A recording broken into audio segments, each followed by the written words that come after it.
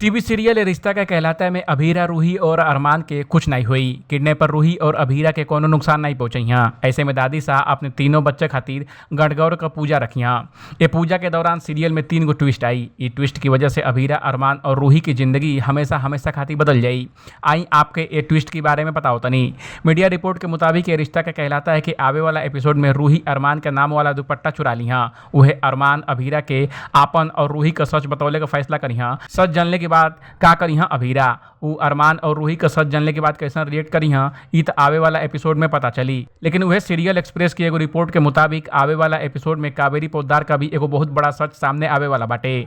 अरमान के पता चली कि दादी शाह की वजह से ही उनकरी असली माँ का मौत भइल रहे। अब तक अरमान अपनी दादी शाह के प्यार खातिर तरसत रहना, लेकिन जब उनके ई पता चली कि उनकी माँ उनकी ही अपनी दादी की वजह से ए दुनिया में अब नहीं थी, तब का हुई। का अभीरा अपने जीवन के एक कठिन दौर में अरमान के साथ मजबूती से खड़ा रही, का उनके साथ उनका बंधन और मजबूत हो जाए? ये सारे सवाल का जवाब तो आवे वाला एपिसोड में मिली। वैसे एक खुलासे पर आपका क्या कहे कमेंट करम के जरूर बताएं। बाकी अपडेट के लिए देखत रहीं एबीपी भोजपुरिया।